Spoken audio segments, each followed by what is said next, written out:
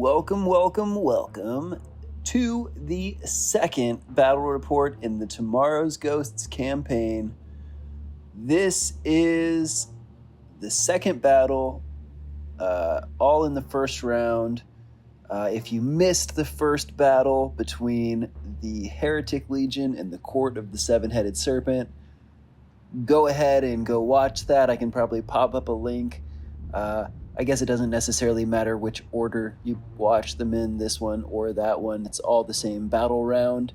But I'm not going to put up the victory point tracker here just yet at the start of the video because I don't want to spoil it. I will put it up at the end of the video, so don't watch all the way at the end if you have not watched that video and you don't want to see who wins that one.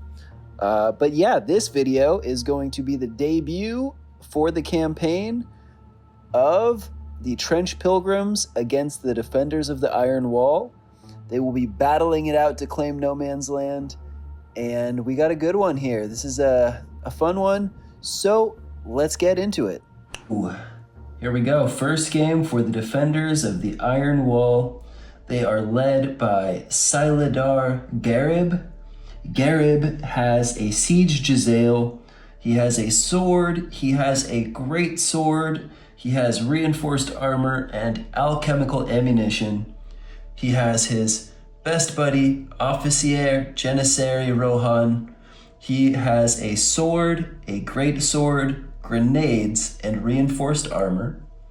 We have two Azebs with Jezzails, trench clubs, and alchemical ammunition. We have a single Azeb with a flamethrower and standard armor. We have the ever-destructive Brazen Bull, and he should be extra destructive this time because he is hauling around a Sultanate Grand Cannon. He has a Titan Zulfikar, a Trench Shield, and standard armor. And then we also have one emplaced Grand Cannon. Okay, and so the Trench Pilgrims have come to claim no man's land. They are led by War Prophet Blythe. He has an anti-tank hammer, a war cross, reinforced armor, and an iron capriote. They have Communicant Jolly, and Communicant Jolly has his anti-tank hammer, a trench shield, and reinforced armor. We have an Anchorite Shrine, just stock, no unbroken on the wheel, but that could change as the battles go on. Two Stigmatic Nuns with identical loadouts, each with a sword, a war cross, and standard armor. We have a Trench Pilgrim with a bolt-action rifle, a bayonet lug, and standard armor.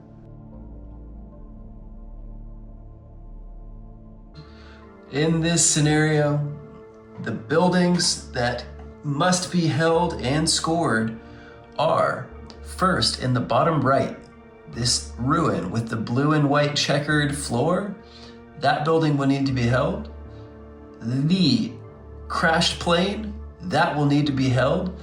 That one has less of a clear outline, so if you are just in base contact with the footprint of it, that will count.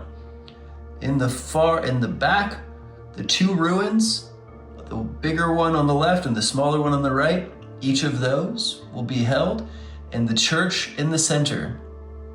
All of those are going to need to be secured. They all have valuable resources that both of these warbands desperately need. Both squads have 6 models in them. This kind of comes back to the same thing I always end up asking about, and maybe drop a comment below if you know the answer. Does the Grand Cannon, the stationary one, count as a model for purposes of priority? My thought is no, but let me know if I'm wrong. And if there's it'd be awesome if you could cite like a spot in the rules or something that would, allude to why it is or isn't. For right now, we're going to play it as if it's not. So the Trench Pilgrims will be rolling the red dice. The Sultanate will be rolling the white. So here is our roll for first turn priority. All right, and that is a 6 and a 5. And a lot of good choices here, but I think that the one that looks the juiciest is to try to start by firing this Grand Cannon. I think I'm gonna fire it right across the way at the Anchorite Shrine. It's a long range shot, so it is gonna be looking at 3d6, take the lowest. So it's a long shot to hit here, but you know, why not take a shot? And yeah, that's a 4, so it will miss. None right here, pop up. She's gonna move up an inch and then run up 7. And then she's gonna dash. Nuns dash because they're agile with +1. So +1 dice. Wow, good thing she had the +1 dice. She barely gets it. And yeah, she's gonna just kind of book it all the way over here. So that was good. That gets her within the footprint of that farthest building. It looks like the nun is in range of 8 inches with her war cross. So she's gonna try to just throw the war cross around here. It's a 3d6. It's a 2 hit. So let's see. Yeah, that'll do it with a 10. And then no armor on the Azebs. So this is just gonna be a flat 2d6. And let's see what happens. Oh man, and an 11.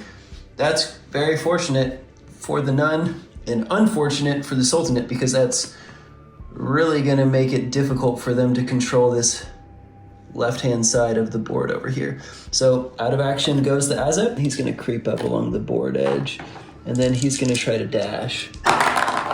He gets a 3, so he will fail, but that's all right. He doesn't mind just staying right there and scoring the plane. The Prophet Blythe, the reasoning for wanting to go first with him is because he's gonna try to use his speakers ability.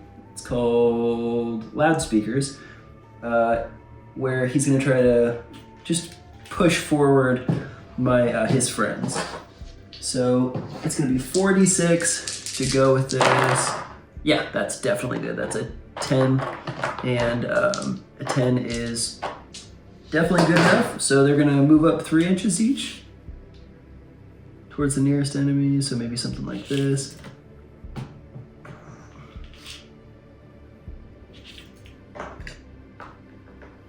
And himself included. So they're gonna get a little boost.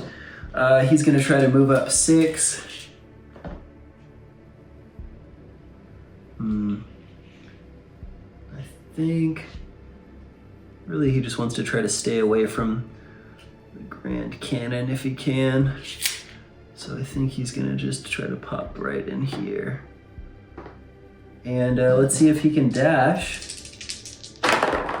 No, that's Snake Eyes, so he won't be dashing. And that will be the end of the activation for the War Prophet. All right, so I think the right move at this point is to move up the Officier Janissary. He's the one who has a sword, a great sword, and grenades. I think his move is going to be to start by just a regular old move up. Something like that. Maybe I try to dash. Nice, and that'll go off with a 9, so you can get here into the footprint of this building, which should be kind of good.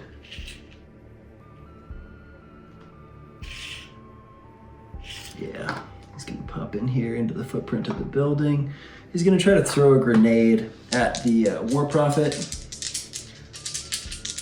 So the grenade is actually 3d6. Assault, shrapnel, blast. Yep, okay, cool. 3d6, it hits with an 8. We are looking at a -2. Holy smokes, ladies and gentlemen. Hot dice to start with the grenade. Holy crap, that's crazy. Okay, so a 12 -2 is gonna be a 10. That is going to burn through the War Prophet's tough, not tough ability. I'm spacing on the specific wording of it. But yeah, that's really, really good. I'm gonna put a little marker next to the war prophet, just so we remember that the prophet is now lost the tough. All right, and I cannot resist the opportunity. Thus far, the Anchorite Shrine has never gotten into combat for me. You heard that correctly, never. So I see an opportunity to potentially get into combat with that Janissary, really mess up his day. I think the Anchorite Shrine is not a big fan of people hucking grenades at its fearless leader. And so these dice will be empowered by the will of their creator, and they will score a 7 or higher here so that he can get a dash. And there you have it. You saw it here first. That was indeed a 9, and that means that we're going to be hauling up 6 inches. Right over here, which means now our buddy here only needs another roll in order to get into the charge. Oh yeah, he's pretty close, ladies and gentlemen. Oh yeah, you love to see it. He's about 7 inches away. So as long as he does not get a 1, he is there, and he does it. Uh-oh. All right, so here he comes. Oh, ready for action. Yes, me lord. Okay, so the Anchorite Shrine has 2 risky melee actions. That means that a failure on either of these could shut this whole operation down. That would not be fun. That is not what we want. We want destruction from the big boy. So he has +2 to his melee, so he's got 4d6. The question is, do I swing with the Bonebreaker Mace or the Catherine Wheel first? Oh boy. Let's do the wheel first, only because the wheel is +1 dice to hit, so just more opportunity to not fail. I mean, we have the divine word of our Savior. 5d6 coming up. Holy smokes, that's not a great roll, but it is a hit, and so we will accept that. A hit is a hit is a hit, and the brutal part about this, guys, is that when you hit with the Catherine Wheel, it is 3d6, add the results all together as if it was a bloodbath. So here we go, 3d6, it's gonna be -2 for reinforced armor, so -2. 8, 9. Wow, that was not very good. Oh, well, at least he still has another one. Yeah, that is a 9, 10, -2 to an 8. Yeah, so that will just be a knockdown on our little buddy here. He may live from this. That's crazy. If he does, he's a proper legend, ladies and gentlemen. So we will find out if he will live in infamy or if he will live at all. So this next attack is going to be 4d6 +1 dice to injure. So actually, yeah, just 4d6 straight up. 4d6. Wow, barely makes it. Holy cow. I'm not sure if the angle you can see all that, but that's 1, 2, 3, 4. So almost catastrophic failure, but it is not. So +1 dice to injure means that we have 3d6 +1 for knockdown, plus we're gonna spend the blood. So we're gonna have 5d6 -2. Yeah, that's 12. So out of action goes the Silidar, or the, not Silidar, the Janissary Officier. All right, we've got a heavyweight battle here. We've got the Brazen Bull staring down the Anchorite Shrine, who just turned his best buddy, the Officier Janissary, into some sort of peanut butter type consistency. And I've waited out if it's better for me to just blast in there and hit him with the Titan Zulfikar, or if maybe it is actually better to blast him with the Grand Cannon. I think it's the Grand Cannon. I think it's the right move. So before I second guess myself any further, I'm just gonna roll it 2d6. Yeah, that's a 10. I rolled it in the craziest possible way. But, yep, that was a 6 and a 4. So that hits him, which is glorious because when the Grand Cannon hits, you add +2 dice to the injury rolls and you ignore all armor. If for whatever reason I hit him and do not take him out of action, which I won't because he has tough, I push him a d6 away. So that could be really cool. So let's see here, 46, ignoring all armor. Yeah, here we go.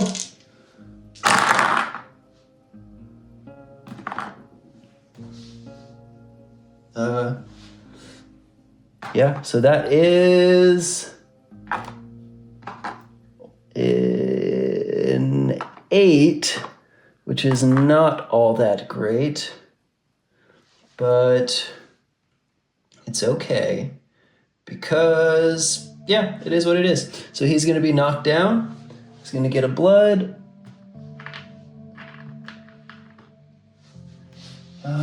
And he's going to be going d6 inches away. Just 3 inches. That's all right. So he's going to come back about 3 inches here. He's going to get a blood. Oh, that blood keeps falling over on this uneven play mat. Okay. All right. And after that, he is going to move 6 inches.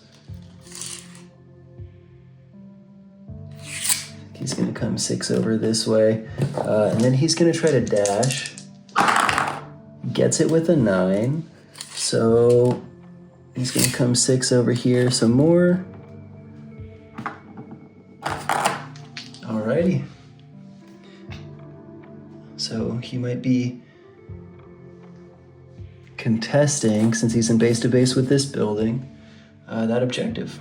Back over here, I think that the move is going to be to have this nun run over, and that's the cool thing about these nuns is they're so fast they can kind of go wherever you need them to.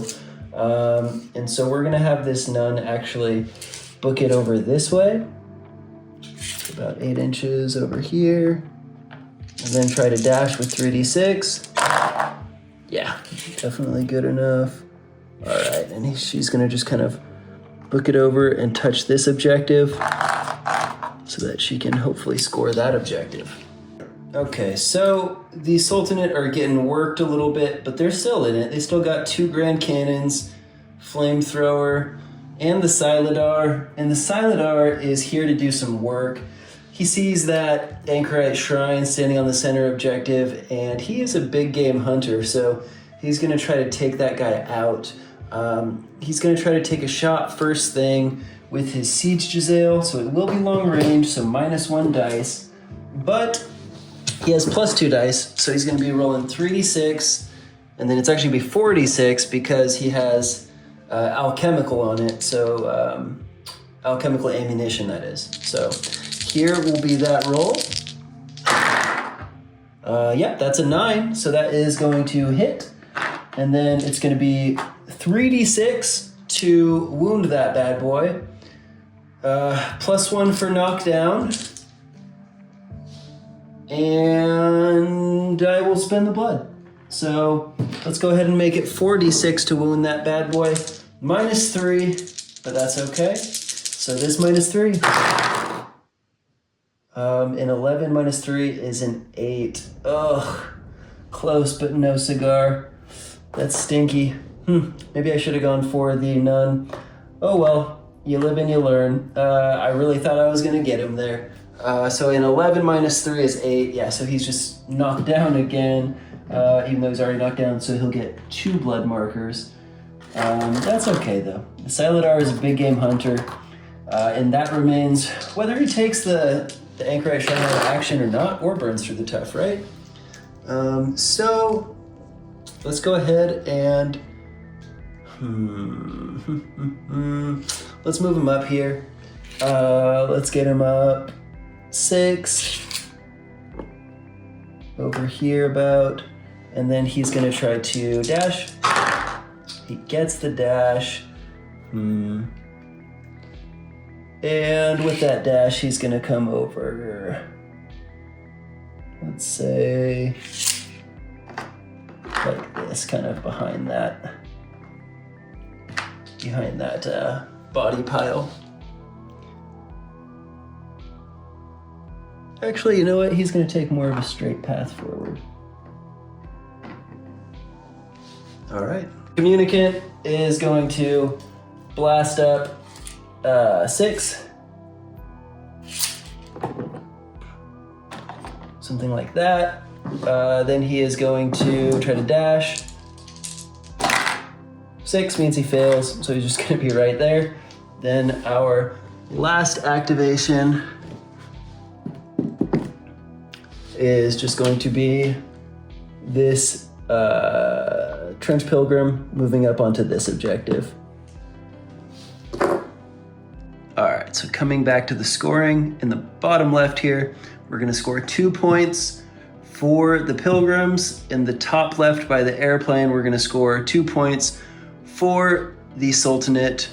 In the center, we are going to score 2 points for the Pilgrims. And then we are going to score 2 points on the bottom right here for the Pilgrims. And lastly, we're gonna have a tie here where both sides get 1 point. And that will be that.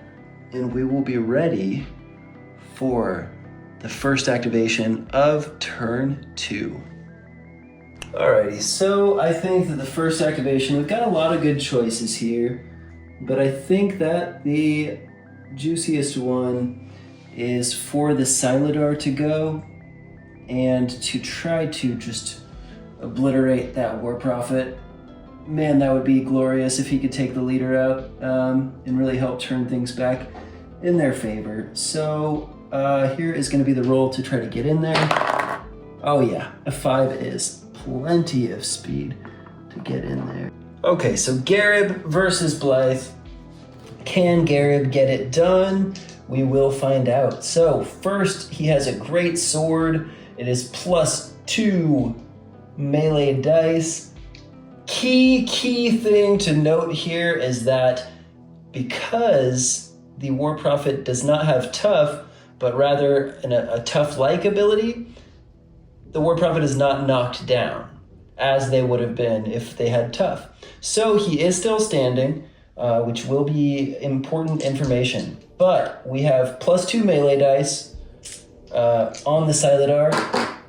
And so the Silidar is going to be swinging in with his great sword here, 4d6. Let's see what happens.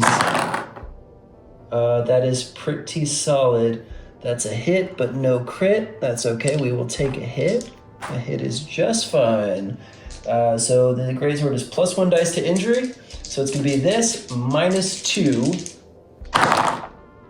Ooh, it's so close, but no cigar, ladies and gentlemen. That is a 10, -2 to an 8, which will knock our buddy down finally. And make it dramatic, you know, that's what we like, right? We like dramatic and we like stories, and that's what's fun about this hobby.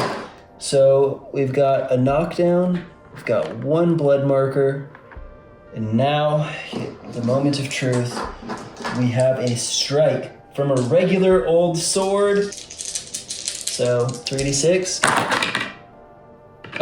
Yeah, so that's actually gonna hit. So it's gonna be 3d6, gonna spend the blood to make it 4d6.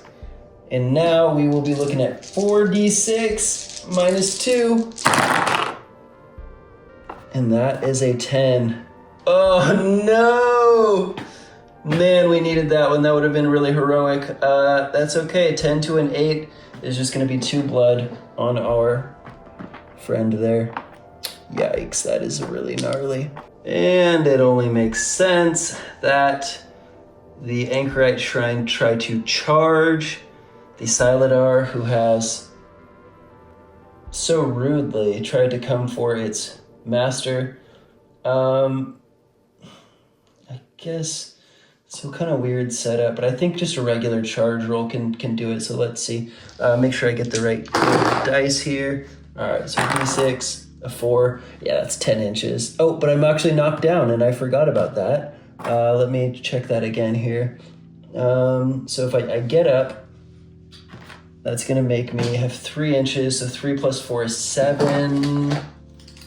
That might not be enough, actually, because I've got a huge base. So 4 gets me to there. 3. Yeah, actually, that's not enough. So that will fail, that charge. Wow. But I think that the right move is to bring the brazen bull over here and just unload that cannon point blank into the nun's face. I think that could really help to lessen the numbers. So 6 inches. It's gonna get us right in here. And we're gonna take a shot point blank. So it's gonna be just 2d6. Oh yeah. Man, that would have been catastrophic if we failed that. But the bull, how could he fail point blank? And so it's gonna be plus 2 dice, ignoring armor, and then, yeah.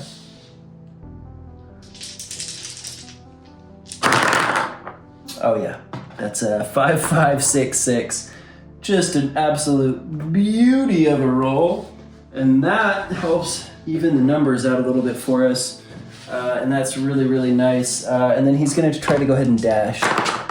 Yep, he gets it barely with a 7. But a 7 is all you need sometimes. All right, so let's go ahead and rock and roll with the communicant here. He's gonna try to dash and then see if he can't charge into this Azeb and put an end to him before he ever gets to ignite his flamethrower. No, wow, the communicant wants to stay right where he is. His failure to dash is actually evening out this game a bit. All right, well, that's a short and sweet activation. Jolly smash! Ooh, what's in these boxes? Oh, thank the wall. Okay, this glorious, glorious Azeb is going to move on up and try his darndest to take someone out of action. They gifted him fire, and he is here to use it, dagnabbit. So here he comes up 6. Make sure that he has range.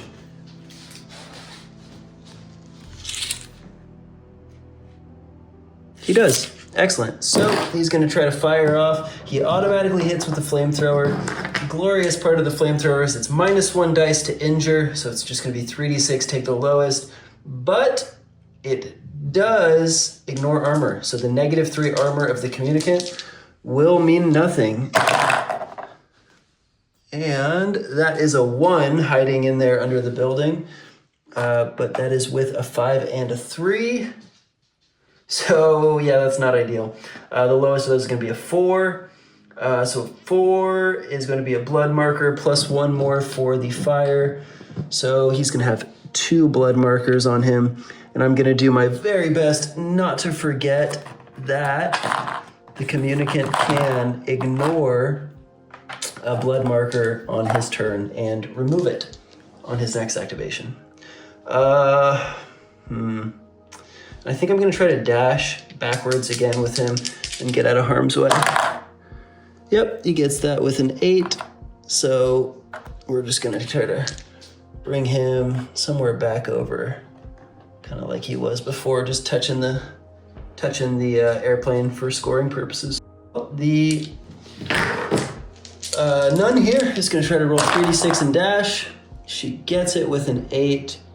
An 8 is going to allow her to swing over like so.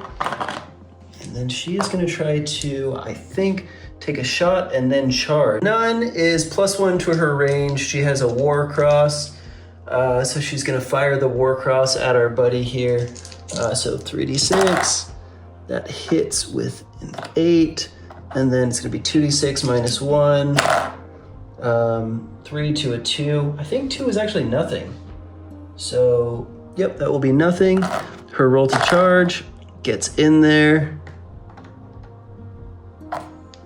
we're gonna put her in a way that they can both be kind of touching this objective too. Okay, and now she has 3d6 with her sword. So 3d6. Wow, she whiffs big time.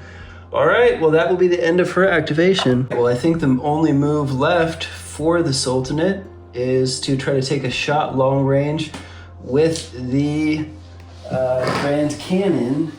I wish there was a better shot for me to take, but it really doesn't seem like there is one. So I'm gonna put a long range shot into the communicant over there. 3d6, take the lowest. No, rats. That would have been really nice, but just can't hit anything. Can't hit the broadside of a barn. What we have remaining is one Trench Pilgrim hiding in that building and a War Prophet who is going to stand up. Still has 2 blood markers on her, on him, that is. So, blop, blop, stand up. Going to try to swing that anti-tank hammer, and that's 4d6. But, do I spend the blood to reduce it? Yikes, I don't know. I'm really torn.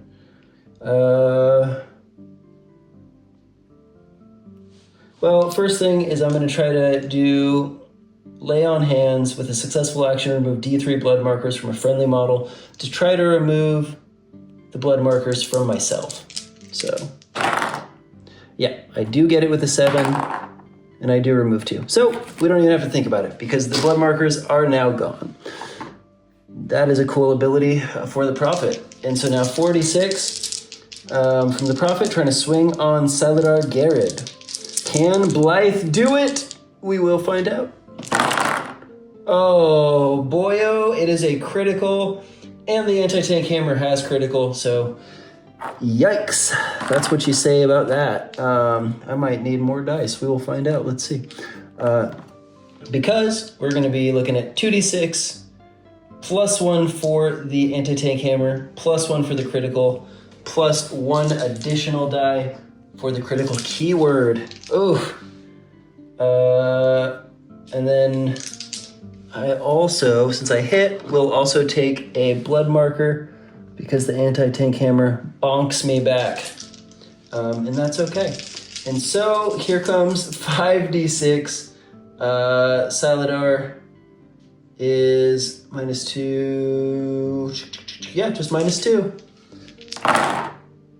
And that is a 9. Wow, he dodges a bullet on that one. Whoa, that was good. Okay, so 9 -2 is 7. So that is just going to knock him down. That was very, very lucky for him. Big Game Hunter, he remains. Last activation because why not? We'll just have this little pilgrim bounce up to the hole in the wall and try to take a shot at the Brazen Bull. Pilgrim, this would be a heroic shot. It's gonna be 2d6, so 2d6.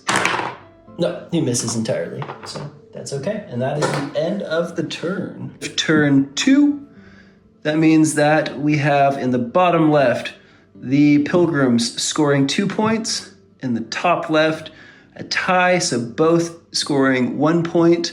On the central objective, we have a tie, both scoring 1 point. On the bottom right, we have the Pilgrim scoring 2 points. And on the top right, we have the Iron Sultanate scoring 2 points. Rolling here into turn 3, we will have the Sultanate with the first activation. Got a lot of good choices here, but I think the first is we gotta go with the Saladar.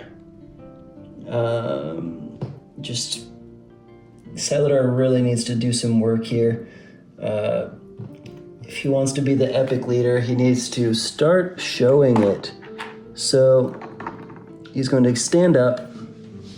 He's going to have plus 2 dice to his melee, so 4 dice. He's going to swing his great sword. So the great sword is going to be 4d6. We're going to spend 1 blood to try to make it 3d6. And so here is 3d6. swinging into the War Prophet. No longer as tough. This could be for all the marbles. Oh, I thought that was going to be a crit when I saw that 6, but whatever. It is a hit, so we will take that. It's going to be +1 dice. We're going to spend the blood marker to make it 46. So 46 minus 2, ladies and gentlemen. Oh, it's a horrific roll. Oh, it's a horrific roll, guys. 1, 1, 2, 4. Oh, it's bad. That's not how you be a big game hunter. So that's a 6 minus 2 to a 4. That is just going to be a single blood marker. Wow, that's stinky. All right, well, he's still got one more sword, so it's not too late for him to just cleave this fool in half. Come on, Garib. Cleave Blythe in half. You can do this. So 3d6, because it's -1 for the offhand. Regular old sword strike. Yep, that's a 10. Critical would have been nice, but okay. So we got 2d6, gonna boost it to 3d6 with the blood. All right, let's get 3d6 here. 3d6, can he do it? -2. Oof, it's so bad, guys. A 6 just returns the blood. He is not a big game hunter. As a matter of fact, he might be dying soon. We'll find out. He does have tough, but he's staring in the face of quite a bit of firepower. So let's just stick with where we're at, and let's bring the War Prophet back. The War Prophet is not too pleased about that shenanigans. And so the War Prophet is going to try to whack him. But first, War Prophet is going to try to lay on hands and remove the blood from himself. He does, so bye-bye goes the blood. And then he's going to swing with 4d6. Here we go. That is a 7. Wow, just barely hits. That's crazy. So he does hit him with the anti-tank hammer, and that is going to put a blood back on himself. He whacks himself again. Bonk. But that's okay because we've got 3d6 and ignoring armor. So here we go. 3d6. That is a 6. Wow, that is bad too. These guys are having a slap fight. 6 is just going to be a blood marker. Wow, that is embarrassing. Okay, and that is that. All right, we've got the bull coming up. He's gonna fire that big old cannon into the shrine. It's not long range because it is a 24-incher. I mean, it's a 48-incher, so that will be a hit on a 10. And so it's gonna be +2 dice to 4d6. Oh boy, that's brutal. 46 ignoring armor. I think we gotta keep some of the blood though. So I'm gonna save 1 blood, and I'm gonna just add 1 dice. So 5d6 ignoring armor. Oh my God. Ugh, that's just a 7. So it's just gonna be a knockdown on the big boy. And it is going to add another blood to him. So he'll be on 2 blood. And then it is going to swoop him back d6 inches, which might be kind of nice. 4 inches. Oh, that's kind of something. That might be helpful. Let's see what 4 inches looks like. There's a joke there, but I'm not going to make it. Whoa. All right, and that is what 4 inches looks like. This pilgrim in here is going to take a shot at the bull. Hits him with a 9. It's -1 dice because of the bull's artificial body. So 3d6 take the lowest. It's going to be 8 minus 2 is 7. So that's actually going to knock him down. Not a bad shot. Weirdly enough, that little pilgrim is probably a better fighter at this point than the War Prophet or the Siladar. Just pew-pewing from inside that building. Okay, let's get this big boy over here. Fire the second other cannon. I'm gonna drop the dice off the table. Okay, so we're gonna fire. We're short range actually because it's a super long range cannon. Fire it right across the way into the big old anchorite shrine. 2d6. Gets it with a 7. Woo! You love to see that. Finally, this little Azeb back here, put a feather in your cap, buddy. You finally hit the broadside of a barn, the biggest dude on the battlefield, and you finally hit him. And so we're gonna have +2 dice, so 46, ignoring armor. We're gonna add a dice because he's knocked down. We're gonna add another dice because we're gonna spend one of those blood markers. So we're gonna be 66, ignoring armor. And yeah, that's a 10. So that's gonna burn through his tough. So that is freaking awesome. And how many inches away is he gonna be bounced? 6 inches. Oh, this could be glorious. Let's see how it goes, guys. Okay, let's figure it out here. So here we are. He's gonna get bounced back 6 inches, which is gonna take him like this. Oh, over here. And I think that is gonna mean he's gonna fall an inch. If you fall, this green marker just means his tough is gone, just so you guys know. I think he should be on 2 blood, but let me know if it should be 3 as well. I think it's 2 when the tough gets shot off. But he falls an inch, and I think that means that he still takes, well, let me look it up. Good thing that I double checked that because he only fell from an inch, so he does not take fall damage. It has to be a height of at least 2 inches. So he dodges a bullet there. But hey, finally that cannon hit something. That's great news for the Sultanate. And I think we may as well just have this guy go. He's gonna get up, so he's not knocked down anymore. He's going to try to dash. Gets it with a 10, but I rolled the wrong color dice. Aye, that's okay. So he's gonna go 3 inches. Huzzah. Can he possibly get on the charge? Let's see. He's about 9 inches away. His speed is 3, so he would need a 6. Let's see if he can get a 6. Wow, he does get a 6. Oh, that's not good. Okay, so the big boy gets up. He charges back in here. Oh, that's not good for the Silatar. I thought he's like, you're a big game hunter, right? We're gonna see about that. Okay, well, let's see about that. Big game hunter. Here he comes. Here comes the big game. The Anchorite Shrine. The first attack is going to be at +2 dice.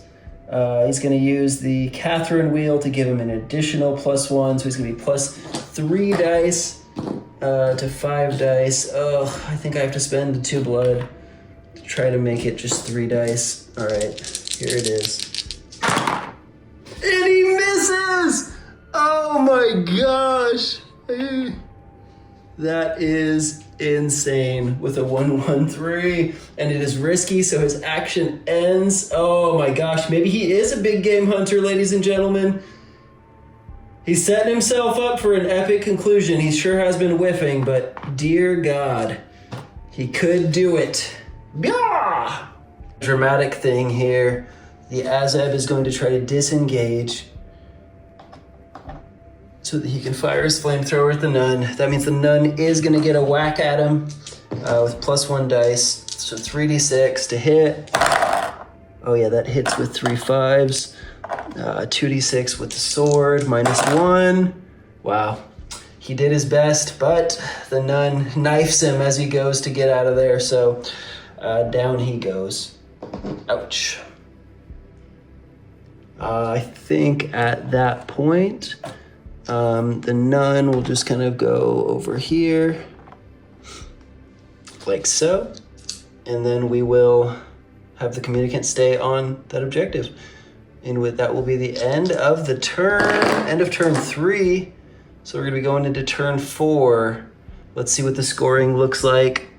Okay, so down here in the bottom left, we got 2 points. Up here in the top left, we have 2 points, total of 4 points for the Pilgrims. In the center, we have a tie, 1 point apiece. In the bottom right, we have 2 points for the Pilgrims. In the top right, we have 2 points for the Sultanate. And yeah, we will be coming into turn 4, final turn. And it looks like the Sultanate owe us a morale check. Their leader is still on the board, so they're gonna get +1 dice to it. 3d6. And they pass it with a 7, so they are A-okay. Ladies and gentlemen, time to find out. Is Siladar Garib a big game hunter?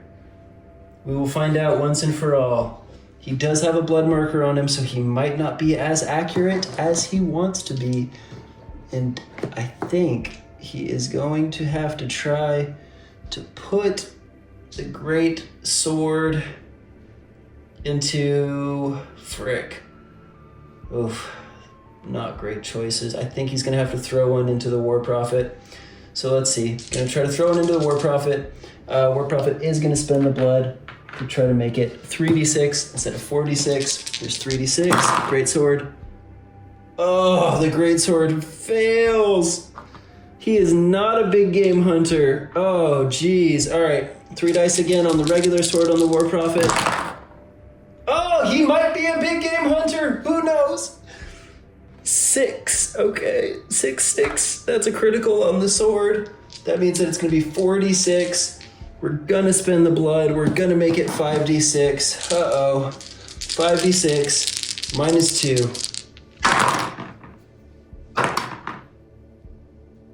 Oh, he may not be a big game hunter. Oh.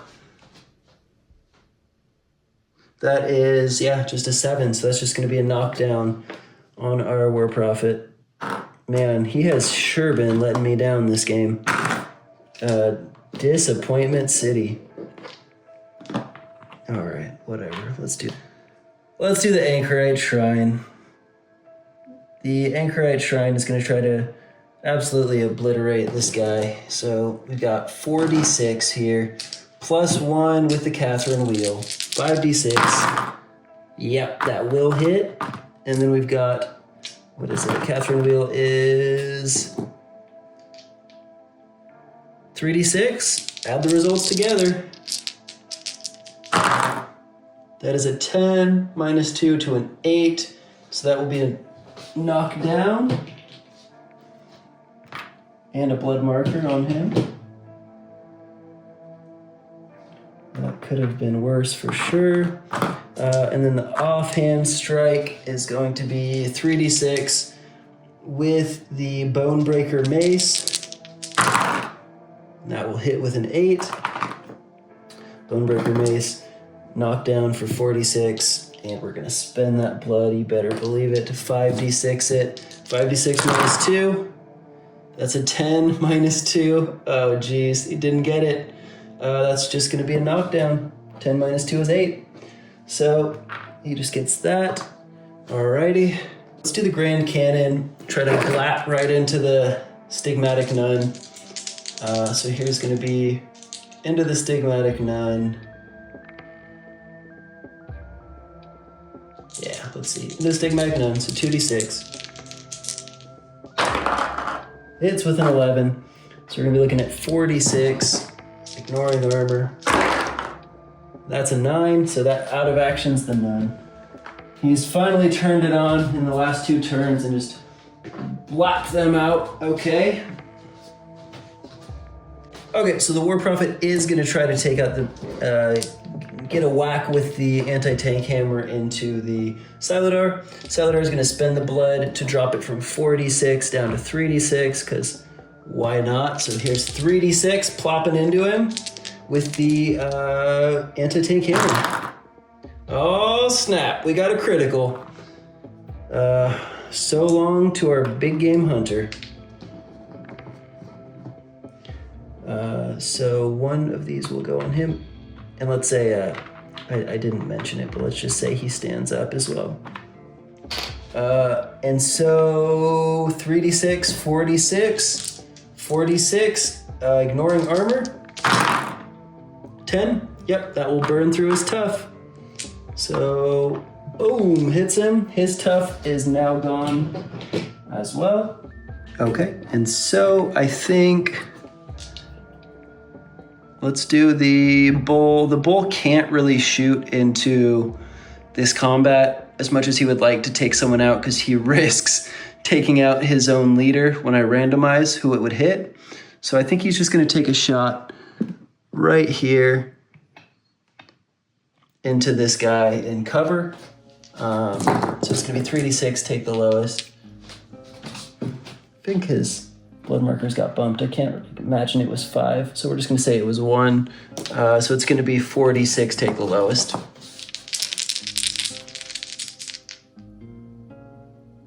And I think in that case, let's not even do that. Let's, yeah, I mean, I guess we might as well. No, so he misses. All right, so he misses. Let's have that Trench Pilgrim fire back into him. Hits him with a 7. He's got 3d6 normally because he's knocked down, but then his tough skin, so just 2d6. 3 is not going to be anything but blood. And then the communicant over here is just going to stay and score the points. And that will be the end of the game. So scoring for points, we've got 2 points down here for the Pilgrims, 1 point each in the middle, 2 points down here for the Pilgrims, 2 points up there for the Sultanate. And that was a fun game, and that was Battle 1 for these 2 factions in the campaign. So, yeah, we will get into the post-game here. Well, alrighty. That was a fun battle. And now we are ready to get into the post-battle sequence. So the first thing we're going to do is figure out injuries. So every warrior who went out of action at the end of the game, we are going to check to see how that goes. So for non-elite models, well, I guess first we may as well do the elite with the Janissary.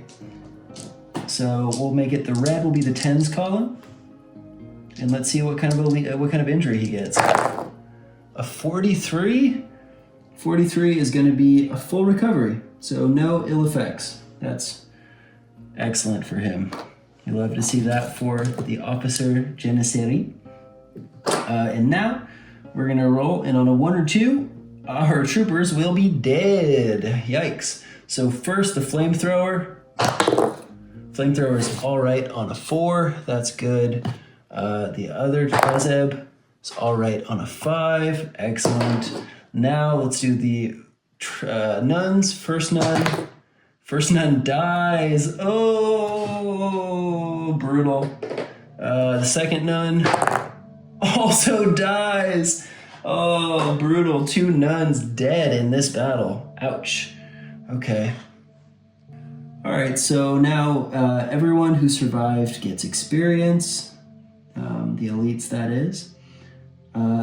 Increase the warband threshold value, of course, we're going to go up to 800 ducats. Request reinforcements, neither took severe enough casualties to do that, so they're just going to be doing looting and exploration. So let me get to the exploration chart here. And let's get there. All right, and now we are on the exploration chart. So we're gonna have 3 dice rolled per side. Let's see, okay. So 3 dice. First is gonna be for the Sultanate, rolling on the common exploration table. That is an 11, a 14, and a 14 would be a map and document bag. Marked with carefully concealed signs. You find a hidden map and document bag. You gain the reroll exploration skill. Well, I already have reroll 1, so that would give me reroll 2. Is that worth it, or should I try to roll the 3 and get higher? Am I feeling greedy? That's the question. I am feeling greedy, so I'm gonna roll the 3 again. It's probably a terrible choice. Well, that was a 6. I went up before I bonked it. So it is the exact same roll, 14. So I was meant to have an additional reroll. That's okay. Alrighty, so let's go ahead and roll into the Pilgrims.